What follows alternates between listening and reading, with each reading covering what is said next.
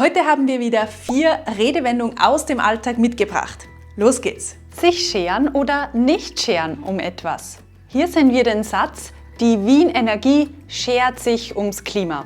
Und daneben sehen wir ein Schaf abgebildet. Und hier versteckt sich auch das Wortspiel, denn das Verb scheren kann mehrere Bedeutungen haben. Einerseits meint das Verb scheren, dass wir mit einem Schneidewerkzeug etwas ganz kurz schneiden. Typischerweise verwenden wir Scheren im Zusammenhang mit Schafe, denen wir das Fell ganz kurz schneiden, also scheren. Jetzt wissen wir, warum auf dem Plakat ein Schaf abgebildet ist. Aber was heißt jetzt der Satz, die Energie von Wien schert sich ums Klima? Das Klima können wir ja schlecht scheren, oder? Nein, aber umgangssprachlich kann scheren auch bedeuten, sich um etwas kümmern oder sich für etwas interessieren. Das Plakat will also sagen, dass sich Wien Energie für das Klima interessiert, dass ihr das Klima am Herzen liegt.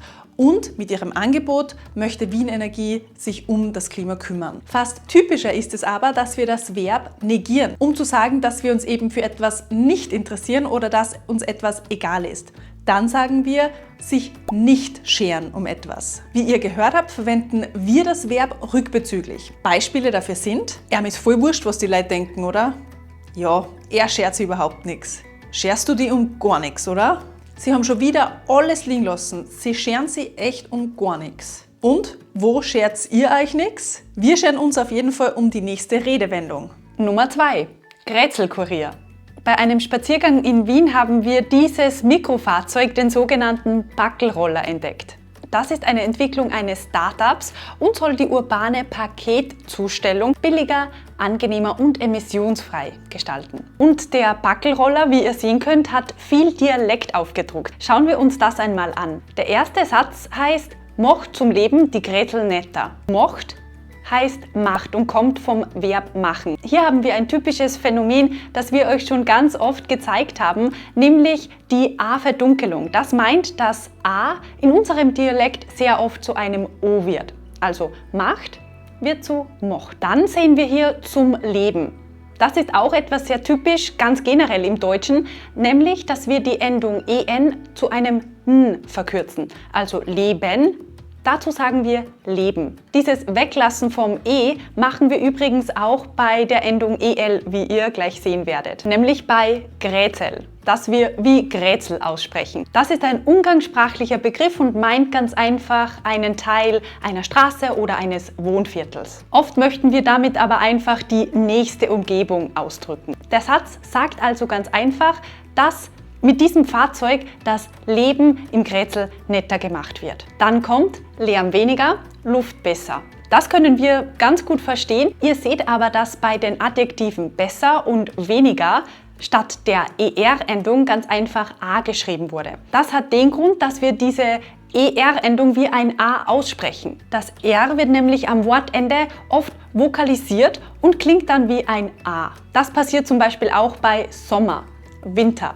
Diese Ausspracheregeln nennen wir auch das vokalisierte R. Fröhlich Deutsch, ein anderer YouTube-Kanal, hat dazu ein sehr gutes Video gemacht. Wir verlinken es euch unten in der Videobeschreibung. Hier sehen wir den nächsten Satz. Deine Backerl kummern schneller, jetzt mit dem Jumuk Backelroller.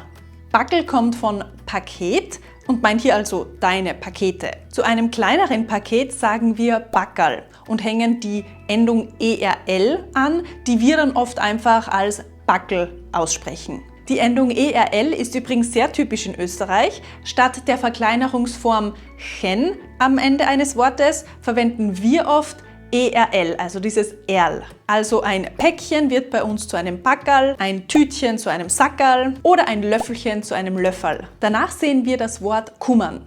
Das ist das Wort kommen in der dritten Person Plural. Es soll also heißen, deine Pakete kommen. Und was auch noch sehr typisch in unserem Dialekt ist, das sind Verkürzungen oder Verschmelzungen. Zum Beispiel hier die Präposition mit dem Artikel. Also mit dem wird einfach zu mitten in unserem Dialekt. Also heißt der ganze Satz, deine Pakete kommen schneller, jetzt mit dem Jumuk Packroller. Wenn euch übrigens andere Adjektive in unserem Dialekt interessieren, dann schaut euch gerne dieses Video dazu an. Und auf der Hinterseite steht, ein Auto weniger im Stau vor dir, deine Backel schneller vom Grätzelkurier. Wir sehen hier wieder 2 Adjektive im Komparativ, schneller und weniger und diese werden hier so geschrieben, wie wir sie aussprechen. Wir sehen also wieder dieses A am Ende. Schneller, weniger. Und das Backel und Grätzl kennen wir schon. Was hier noch spannend ist, ist der Artikel A, also A-Auto. In unserem Dialekt wird der männliche Artikel im Nominativ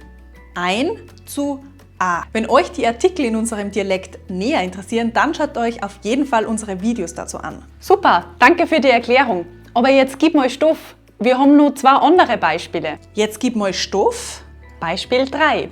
Gib der Mode neuen Stoff.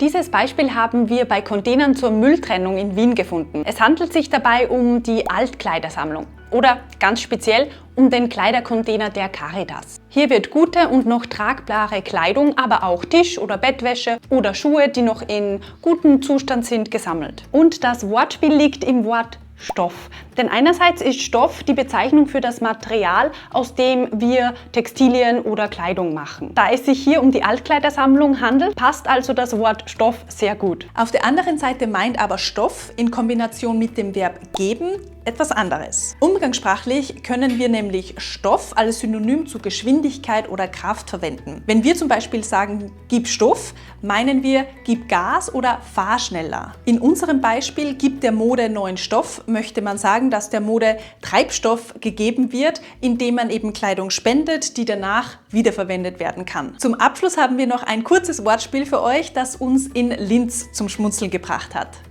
Beispiel 4. Too hot to handle.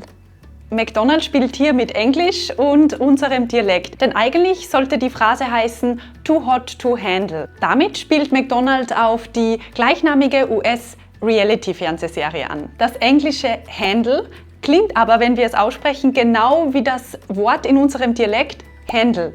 Und Händel meint Brathuhn oder Hühnchen. Und genau dafür macht McDonald's hier Werbung. Ein gelungenes Wortspiel, oder? Und was war euer Favorit heute? Gibt es solche Wortspiele auch in euren Sprachen? Lasst uns das gerne unten in den Kommentaren wissen. Wir freuen uns, euch beim nächsten Video wiederzusehen. Wie immer bis dahin nicht vergessen, gemeinsam macht Deutsch in Österreich doppelt so viel Spaß.